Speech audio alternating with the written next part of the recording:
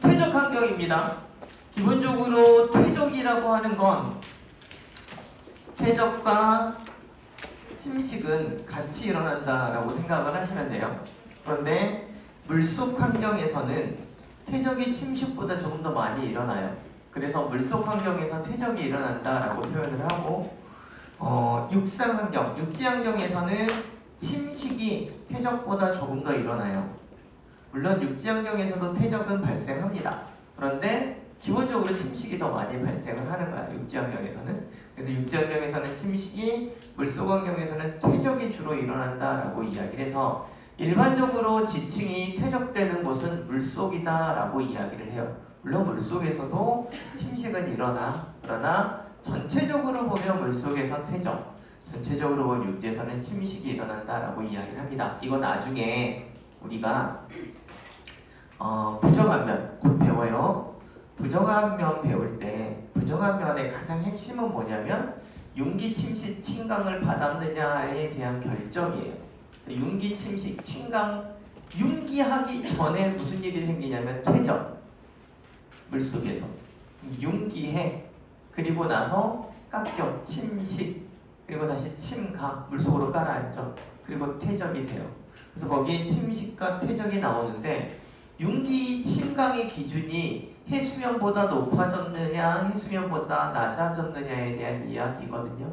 해수면보다 낮아져 있을 때 주로 퇴적이 일어나고 해수면보다 높아지면 침식이 일어난다라는 가정을 가지고 부정한면이라고 하는 것을 우리가 이야기를 하거든요. 그래서 기본적으로 기억을 하실 때 물속에서는 퇴적, 그 다음에 육지에서는 침식이 일어난다, 이렇게 기억을 하시고, 다양한 퇴적 환경이라고 하는 이 그림에서 보시면 물과 관련된 지역에서 나타나는 퇴적 지형이 대부분이다 라고 생각을 하시면 돼요. 그래서 호수라고 하는 곳에서 나타날 수 있는, 그러니까 선생님이 앞서서 저미층리라고 하는 것의 가장 기본적인 퇴적 환경은 심해 환경이 저미층리에서 저미층리가 나타날 수 있는 가장 기본적인 환경이다라고 이야기를 했는데, 깊은 바다뿐만 아니라 깊은 호수가 깊어도 퇴적물이 어찌어찌해서 유입이 되면, 그러니까 퇴적물이 유입되는 과정은 많아요.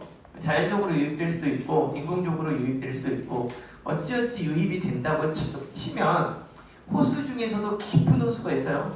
그러니까 우리가 알고 있는 호수, 여기 속초 호수 이런 거 말고, 알겠죠? 그런 거 말고 그 청평호, 소양호, 뭐 이렇게 큰 호수들 아시죠? 네, 그런 호수들은 몇백 미터 돼요. 중심부 같은 경우는. 그렇게 깊은 곳은 실제로 저미층리가 나타날 수 있고요. 그 다음에 건열이라고 하는 건 호수면이 지금 우리 다음 주에 비 온대요. 목요일쯤에 온대요. 금요일에 뭐 하죠? 그 즈음까지도 비가 온대요.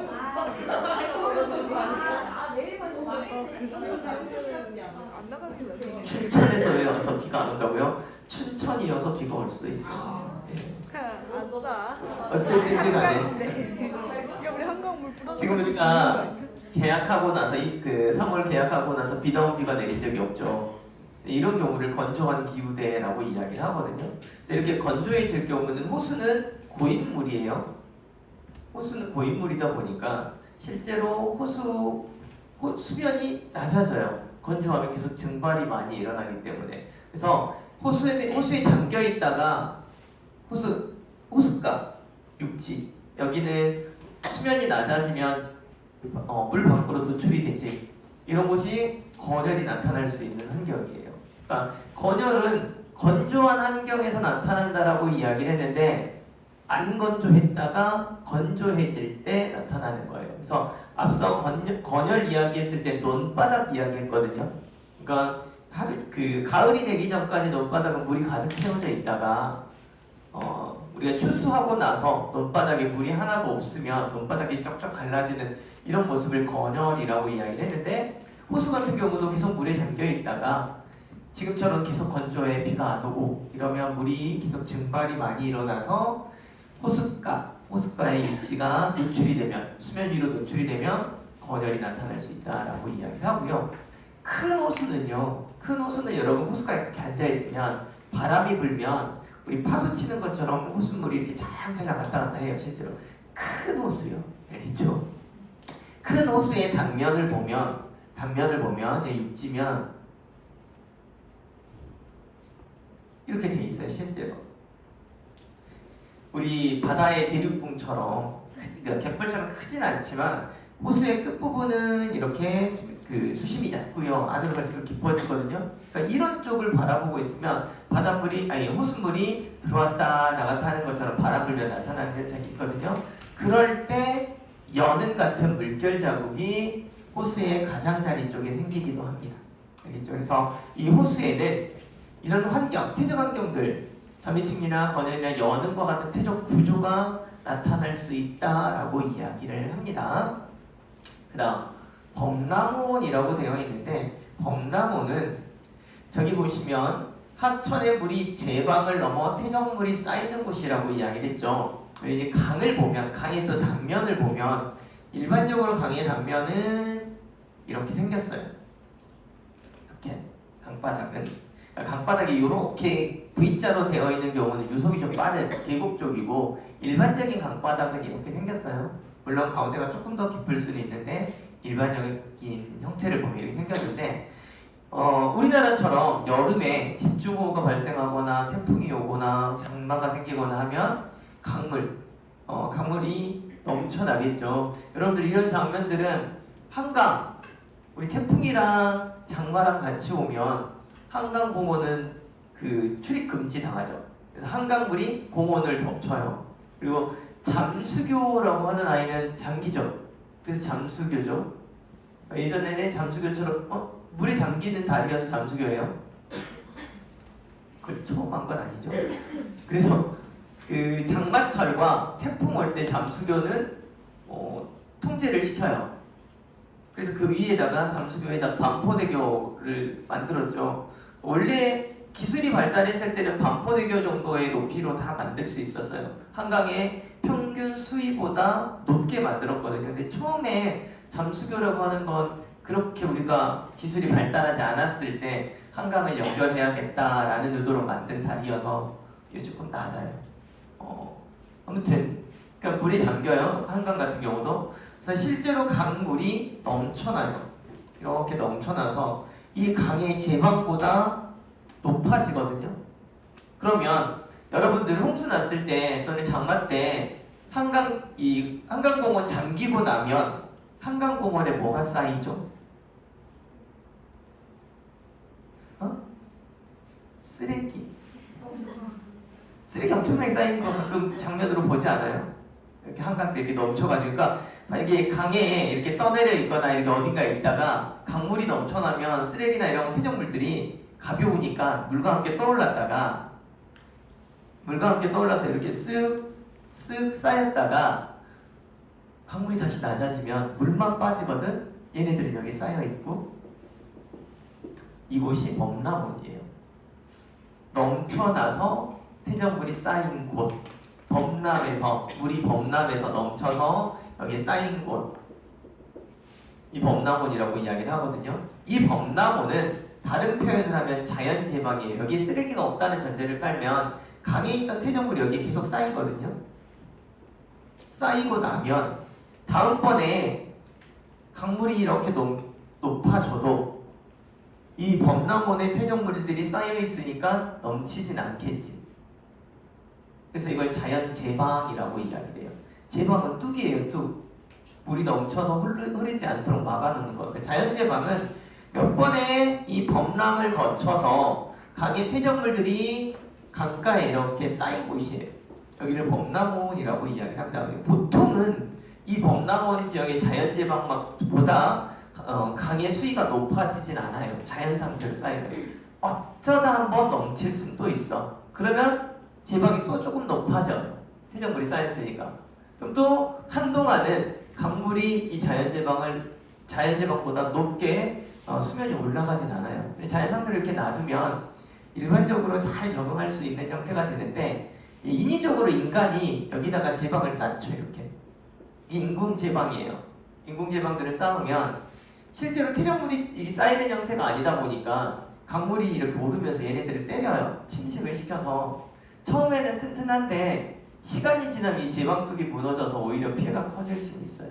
아무튼 조금 전에 말씀드린 형태로 범람하는 곳에 퇴적물이 쌓여 있으면 거기를 범람원이라고 이야기를 하고, 그게 이제 우리가 보기에는 자연 제방처럼 보여요. 그곳에 사층리가 나타날 수 있어요. 왜? 방향성을 가지고 물이 넘쳐서 퇴적물을 쌓이게 했지. 이렇게 물이 넘치면서 퇴적물을 밀어가지고 쌓이게 했으니까 방향성을 가진 곳에 퇴적물이 쌓이는 곳에 사층리가 형성될 수 있다고 했거든요. 그래서 이 자연제방이 형성된 범람원 쪽에는 사층리가 형성될 수 있고요. 물이 여기까지 넘쳐서 퇴적물을 옮겨놓고 물은 빠졌지. 그럼 여기는 축축했던 땅이었는데 물이 빠지고 나면 어떻게 될까? 건조해지겠지. 그래서 건열이 생길 수도 있어요. 사층리와 건열이 생길 수 있는 퇴적 환경을 갖추고 있는 곳이 범람원이다라고 이야기를 합니다. 이해되셨나요? 이 자연제방이 잘 돼 있으면 이제 사람들이 제방을 걸어요. 그럼 길이 돼. 이걸 옛날에 쪽방길이라고 하던 곳이에요. 그렇죠? 이제 하천이 더 넓어지고 사람이 많이 살면 여기를 정비해서 차도 다닐 수 있도록 만들고, 그 다음 도로를 만들면 진짜로 인공제방을 쌓아요. 그러니까 강변북로는 보시면 알겠지만 도로가 한강 위에 떠 있지. 이거 교각을 세워서 한강 위에다가 도로를 이렇게 세운 거예요. 살벌해요. 그러니까 거기를 달리고 있으면 모르는데 반대쪽에서 이게 강변북로를 보고 있으면 도로 이렇게 다니거든요. 이렇게 저 하나 무너지면. 그런데 올림픽대로는 제방에다가 만든 도로예요. 올림픽대로는 밑에 교각이 없어요. 그러니까 제방 다리 쪽에다가 이 땅에다가 그냥 도로를 뚫어놓은 거예요. 올림픽대로가 먼저 생겼어요. 그건 아시죠? 그러니까 올림픽대로가 있는 쪽은 한강의 제방이다 이렇게 생각을 하시면 돼요. 그냥 이야기 드렸습니다. 그 다음 범람원에서 이제 여기서 보면 여러분이 봤던 이 꼬불꼬불 이게 하천이 있지. 이걸 공류천이라고 해요. 공류천. 이걸 공류, 그러니까 곡선으로 흐르는 하천이다 해서 공류천이지. 이 공류천에는 퇴적과 침식이 모두 나타나요. 이것도 중학교 때 배웠다. 이쪽은 침식, 이쪽은 퇴적. 이쪽은 침식, 이쪽은 퇴적. 그래서 공류천이 나중에 되면요, 끝내는 약간 모양이 틀어져요. 처음에 비해서. 그래서 침식과 퇴적이 동시에 일어나는 하천이 공류천이에요. 그렇게만 기억하시면 되고요. 그 다음 어찌어찌해서 이 하천 강이 바다까지 와. 그럼 바다 쪽으로 오면 공간이 넓어지지. 유속이 느려지죠. 공간이 넓어졌으니까 강의 유속이 좀 빠르고 강과 바다가 만나는 곳에 유속이 좀 느려지니까 유속이 느려지는 곳에 퇴적물이 밀려오다가 멀리 못 나가고 여기에 퇴적이 돼요. 이 퇴적된 곳이 삼각굴 모양이어서 여기를 우리는 삼각주라고 불러요. 그래서 하천과 바다가 만나는 곳에 이렇게 오잖아. 그치? 그래서 여기 퇴적된 곳이 삼각굴 모양을 가지고 있어서 그냥 삼각주라고 부르고요. 강물이 흘러와서 퇴적된 곳이지.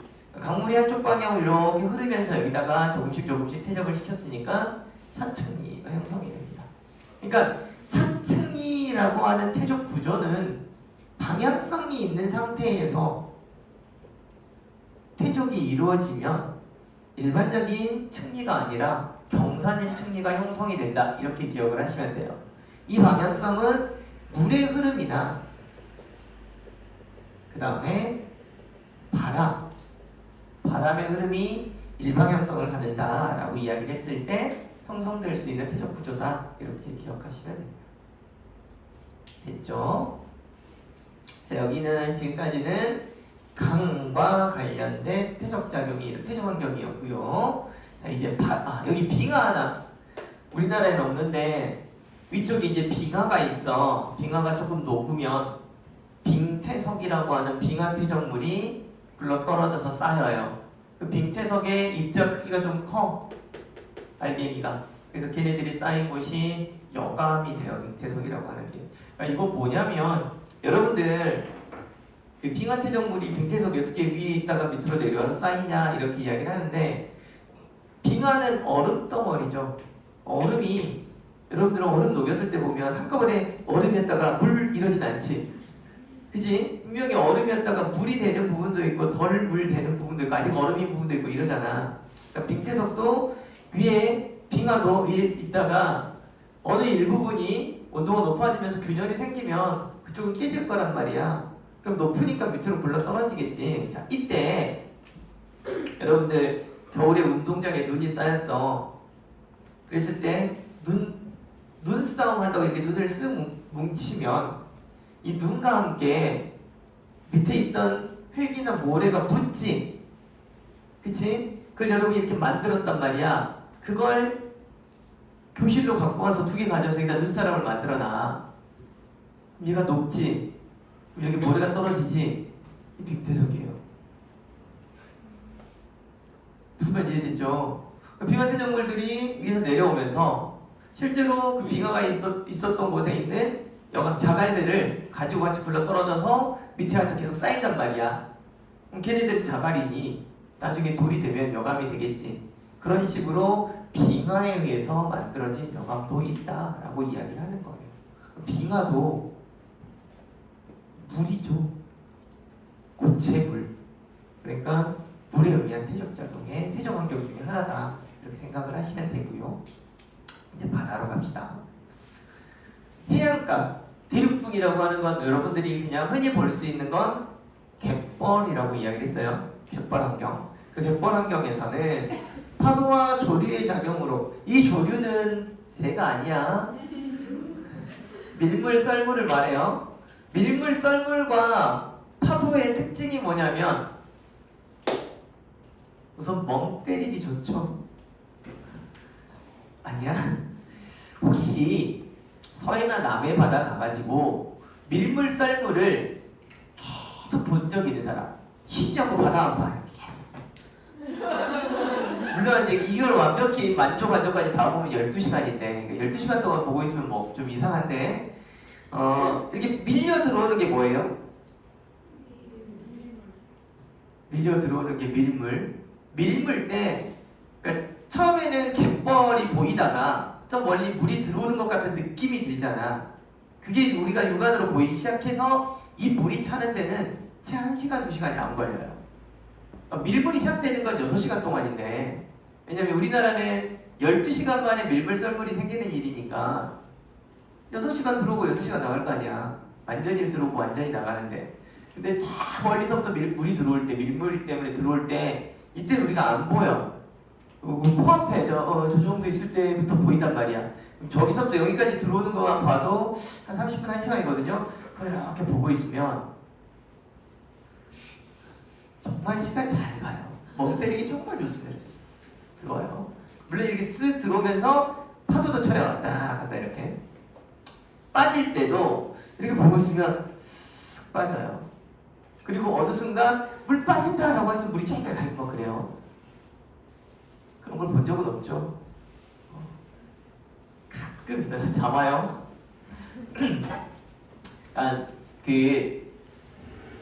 어쩌다 한번 가면 그런 걸 볼 일이 없는데 자주 가서 보면 자주 가게 되면 이것도 보고 저것도 보게 돼요. 예전에 이제 해양 퇴적층 조사하러 다닐 때 실제로 선생님이 말을 했잖아요.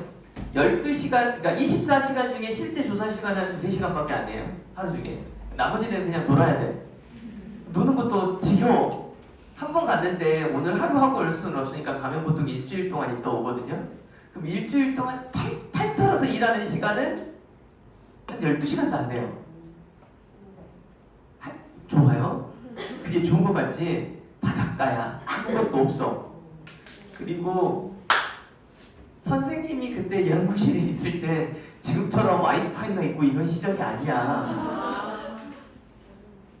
선생님이 그치? 그때 휴대폰도 없었어. 뭘 하겠니? 삐삐를 가지고 뭐 삐삐야 이러고 있어. 할 게 없어. 삐삐를 가지고는. 삐삐는 옆에 전화가 없으면 그러니까 메시지 전달용이잖아. 삐삐를 가지고 지금처럼 막 다양하게 뭔가를 하진 않아. 삐삐는 그냥 안 울리기를 바라는 거야. 울리면 분명히 교수니까. 그러니까 될 수 있으면 안 울리길 바라는 거고. 왜 2시간 동안 조사하고 나서 할 일이 하나도 없잖아. 처음에는 야, 일 안 한다 그러면서 뭐 술도 먹고 노는데 그것도 하루 이틀이지. 매일 어떻게 보고요? 죽어요. 그럼 그때는 바다에 나와 물이 언제 들어오나 이렇게 보고 있고 물이 언제 나가나 이렇게 보고 있어요. 쓱 빠지는데 정말 마음이 편해요. 멍 때리기 좋아. 그런데 일물도 바다에 이렇게 보면 한꺼번에 나가고 한꺼번에 들어와요. 파도도 이렇게 나가고 이렇게 들어오지. 그러니까 해안가랑 나란하게 움직이는 게 조류하고 파도예요. 그러니 이 해안이랑 나란하게 퇴적물들이 쌓여요. 퇴적물들이. 그리고 그 위쪽에 기본적으로 연은이 쌓이고요. 층리가 넓게 발달할 수밖에 없어. 왜? 전체적으로 밀고 나갔다 전체적으로 밀고 들어와요. 알겠죠? 그래서 해안이나 대륙붕에는 넓은 층리와 함께 연은이 형성이 된다. 그래서 이 대륙붕이 발달하는 곳, 그러니까 해안가 대륙붕이 발달한 곳이라고 하는 건 경사가 1도 이내 아주 평평한 지역이에요. 이 지역 같은 경우는 층리가 넓게 나타나는데 그 층리면이 나중에 쌓이면 그 위에 다 연은이 있어요. 그래서 선생님이 층리라고 하는 건 이렇게 한 층, 한 층, 한 층, 한 층이 층리라 그랬잖아. 근데 저기 해안 대륙붕의 환경이었으면 이렇게 층이 하나 있고, 그러니까 여기 층이 쌓여 있고, 그 다음 층이 이렇게 쌓여요. 그래서 지층을 발견을 하면 1번 층리와 2번 층리 사이에 이렇게 물결 자국이 나타나요. 그러면 이 지층은 해안가 또는 대륙붕 환경이었다라고 해석을 하고 그 이후에 퇴적이 다른 지층이 퇴적이 된 거예요. 이렇게 해서 지층을 보면 중간중간에 이렇게 층리들이 나타나는데 넓은 지역에서 나타날 수 있는 환경이 해안 대륙붕이다 라고 이야기를 합니다. 그 다음에 대륙붕이 나왔으니까 대륙대를 먼저 하고 갑시다. 대륙대 10에 우리 이거 앞서서 했지. 해저지형 설명할 때 대륙붕, 대륙사면, 대륙대, 심해저지형 이렇게 이야기를 했어. 여기는 심해저지형이고 여기가 대륙대, 여기가 대륙사면. 물론 그림과 경사각은 달라요. 대륙붕은 1도 이내야. 1도야 이게. 미안해. 한 20도 돼 보이는데 1도 200m까지. 그 다음에 대륙사면은 4도에서 6도, 4도에서 6도예요. 한 40도에서 60도 돼 보이지만 미안해. 대륙대도 다시 경사가 5도 이내로 많아지는 곳이에요. 그러니까 대륙붕에 왔었던 육상퇴적물들이 이 대륙사면과 대륙대에 또 쌓이게 되죠. 대륙붕과 대륙사면 퇴적물이 대륙붕에 있던 것들이 대륙사면을 굴러떨어져서 대륙대에 퇴적이 됩니다. 그래서 여기도 대륙의 퇴적물, 다시 말해서 대륙지각의 퇴적물이 쌓이는 곳이라 대륙붕, 대륙사면, 대륙대 이렇게 대륙주변부라고 선생님이 설명을 했어요. 어딘데? 물속지형, 해저지형인데 대륙주변부에 딱 심해저지형부터는 성분 자체가 달라져요. 심해저지형부터는 그래서 대륙붕으로 대륙대로 이동을 해요. 대륙붕과 대륙사면의 퇴적물이. 그런데 이동을 하고 나면 여기는 아주 깊지. 심해저 지형과 마찬가지로 아주 깊은 곳이다 보니까 나는 쓱 밀었는데 대륙붕의 대륙사면에서 내려갈 때는 입자들의 질량이나 크기에 따라서 차분하게 쌓이겠지. 그래서 점이 층리가 형성돼요. 왜? 대륙대는 심해 환경이니까. 여기까지 이해됐죠? 지금 똑같은 말만 계속 반복합니다. 심해 환경, 깊은 물속 환경에서는 점이 층리가 생성이 된다. 방향성을 가진 곳에서는 사층리가 형성이 된다. 그지? 그 다음에 건조해지는 지역에서는 건열이 형성이 된다. 그 다음 물이 흐르는 물결 자국이 나타날 수 있는 환경 속에서는 연은이 나타난다. 그죠? 그런데 그런 건열과 점이층리가 나타날 수 있는 물속 환경이 호수도 있고 점이층리 같은 경우는 대륙대도 있고 이렇게 여러 군데에서 나타납니다. 이렇게 설명하는 거예요. 기억하시라고. 그 다음 이야기 안 한 아이들 합시다.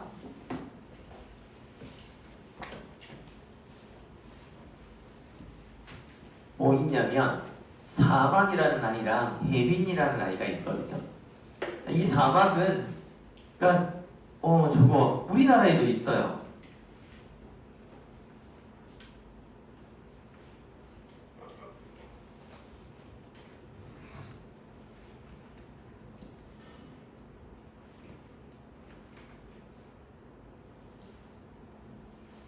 우리나라 태안에 가면 여기가 모래사막이거든요. 근데 여기가 이렇게 나타나요. 이렇게 보면 사막같이 바다 안 같고. 그러니까 실제로 우리나라에서 이 각도를 잘 잡고 찍으면 실제 저기 사하라사막처럼 모래사막같이 나타나는 곳이 바다 쪽이 안 나오도록만 찍으면 그렇게 넓은 사구가 형성이 되는데 이 사막이 형성되는 곳이 바닷가에 있는 모래사막이거든요. 그러니까 아주 입자가 고운 아이들만 여기에 쌓여서 여기는 사구, 그러니까 모래 언덕이 형성이 되면서 모래만 잔뜩 있게 되거든요. 언덕이 생기다 보니까 바다랑 좀 더 멀리 떨어져 있어 보여 사막이라고 부르는데 그래서 모래가 쌓여 있다 보니 상암도 형성이 되고 바람이 많이 불어서 그 다음에 물이 한쪽 방향으로 흘러 들어와서 사층리들이 형성이 된다. 구조들이 나타나요. 여기 나중에 태적 우리 답사 같은 거 가봐도 재밌을 것 같아요. 실제로. 그래요. 그 다음 이제 해빙이라고 하는 것도 마찬가지. 이 해안가 쪽에 모래들이 쌓여 있는 곳이 해빙이에요. 여기도 모래들만 쌓여 있어요. 똑같아요. 사층리와 사암이 형성이 되고요. 요렇게 생긴 아이 있죠. 이렇게 해안가에. 요 아이들을 사취라고 부르고요. 얘네가 이렇게 막아. 이게 다 모래야. 그럼 얘를 우리는 사주라고 불러요. 이때 이렇게 사주가 모래거든요. 다 막아가지고 여기 호수가 이렇게 하면 나타나. 이 호수를 석호라고 불러요. 그러니까 모래들이 해안가와 나란하게 퇴적이 되면서 형성된 호수예요. 근데 이 사주나 사취나 해빈이나 어떤 데는 사빈이라고도 불러요. 해빈을 바다 쪽에 있는 곳이라서 바다에 모래들이 만들어서 쌓인 곳이라서 이런 아이들은 모래가 퇴적돼서 만든 퇴적 지형이에요. 그런데 대부분 해안가에 파도랑 나란하게 해안이랑 나란하게 형성되는 퇴적 지형이다 이렇게 기억을 하시면 되고 아까 사취는 사주가 되기 전에 형태라고 보시면 돼요. 완전히 이렇게 막으면 여기가 호수예요. 여러분 이 호수들은 많이 알아요. 경포대 들어보셨죠? 경포도 이거고요. 그 다음에 영일호 아빠들이 부르는 영일만 친구 미안해요. 근데 그런 데 가면 있는 호수들 그러니까 강원도에 가면 지도를 보여드리면 되겠구나. 좋아요. 세 번째 사진. 자 강원도 쪽으로 가서 보면요. 중간중간에 이렇게 호수가 있어요. 여기 호수 하나 있지. 경포호. 모래 쌓였죠? 원래 아까 바다였어요. 이게 사주고 완전히 해수욕장처럼 쫙 쌓여있거든요. 경포 해수욕장 막아져 있거든요. 모래로. 경포 여기도 대표적인 석호예요.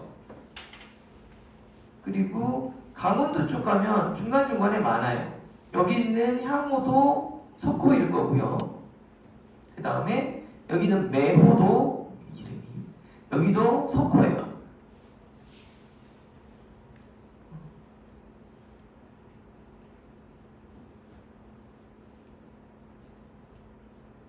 여러분 있죠? 여기 얘는 고속호. 그러니까 여기는 실제로 제방을 쌓아가지고 만들어졌거든요. 도로 만든다고. 자연 제방이 아니어서. 근데 요거 영랑호도 속호. 그다음에 이 광포호도 속호. 그러니까 동해에 있는 바닷가 근처에 갇혀 있는 호수들은 대부분 속호라고 보시면 돼요. 송지호, 이것도 속호. 여기가 사주, 모래사장들이에요. 알겠죠? 그러니까 이런 형태로 강원도 쪽은 속호가 많이 나타나고 있습니다. 그게 모래에 의한 퇴적작용으로 모래사변이 만들어집니다. 그러니까 이쪽은 대부분 그래서 해안가랑 나란하게 쌓이니까 모래가 대부분 해수욕장이 형성이